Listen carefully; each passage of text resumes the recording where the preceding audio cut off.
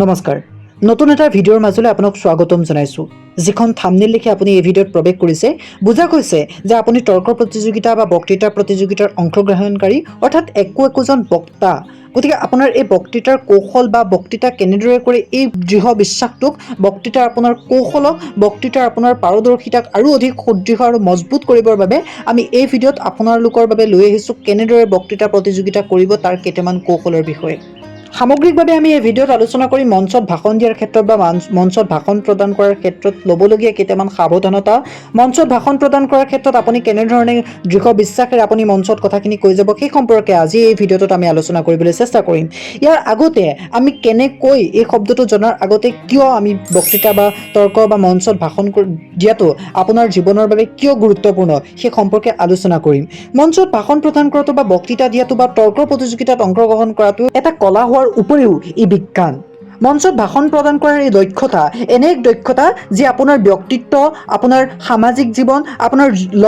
জীৱনৰ লক্ষ্যত উপনীত হোৱাৰ ক্ষেত্ৰত আপোনাৰ ছাত্ৰ জীৱনৰ এক গুৰুত্বপূৰ্ণ ভূমিকা পালন কৰে গতিকে তেনেহ'লে বলক আমি আজি ভিডিঅ'টো আৰম্ভ কৰোঁ আৰু যদিহে আপুনি বক্তৃতা প্ৰদান কৰাৰ ক্ষেত্ৰত আগ্ৰহী তেনেহ'লে লাইক কৰিবলৈ নাপাহৰিব কমেণ্ট কৰিবলৈ নাপাহৰিব কমেণ্টত জনাব আপুনি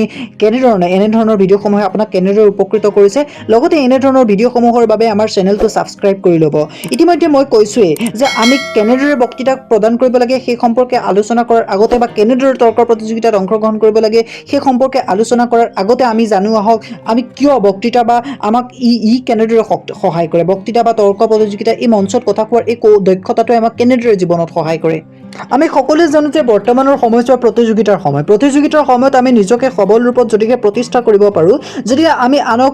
মনাব পাৰোঁ বা সন্মান কৰাব পাৰোঁ আমাৰ দৃষ্টিভংগীৰ সৈতে তেওঁক সন্মান কৰাব পাৰোঁ তেতিয়াহ'লে আমি এই প্ৰতিযোগিতাৰ যুগত যথেষ্টখিনি আগবাঢ়ি যাব পাৰিম আৰু এই আগবাঢ়ি যোৱাৰ ক্ষেত্ৰত নিজক সবল ৰূপত প্ৰতিষ্ঠা কৰাৰ ক্ষেত্ৰত মঞ্চত ভাষণ কৰা বা মঞ্চত ভাষণ দিয়া বা এই ব্যৱস্থাটোৱে আমাক এই দক্ষতাটোৱে যথেষ্টখিনি কিন্তু সহায় কৰে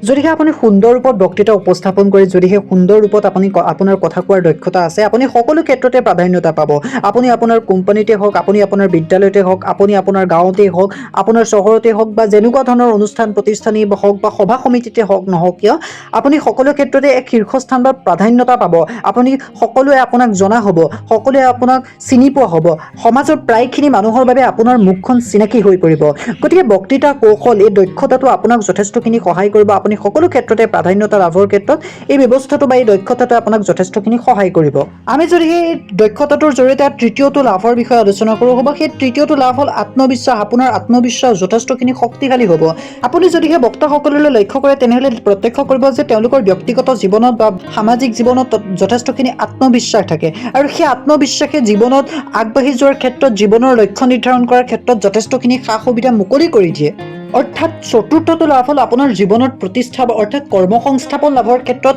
এই দক্ষতাটোৱে অৰ্থাৎ ভাষণ প্ৰদান কৰা বা মঞ্চত কথা কোৱা বা সাহসেৰে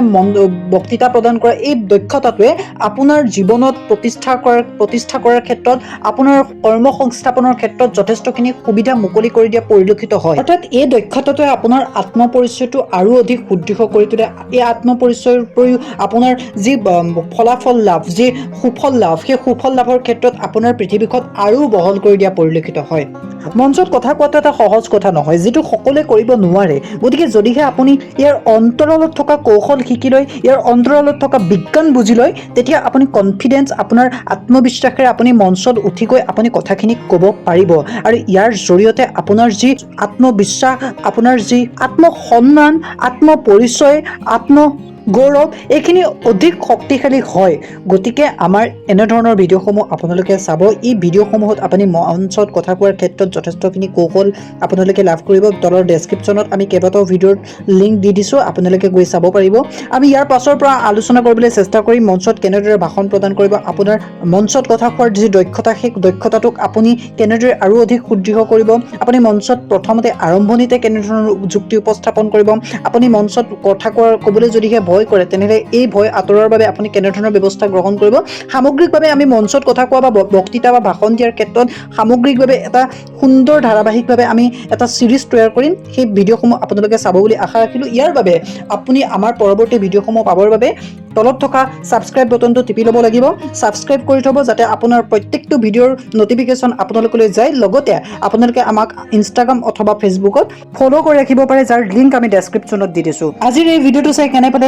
কমেণ্ট বক্সত জনাব যদিহে ভিডিঅ'টো চাই ভাল পালে তেনেহ'লে লাইক কৰিব নিজৰ বন্ধুবৰ্গৰ লগত ভিডিঅ'টো শ্বেয়াৰ কৰি দিব লগতে পুনৰ কৈছোঁ চেনেলটো ছাবস্ক্ৰাইব কৰি থ'ব ধন্যবাদ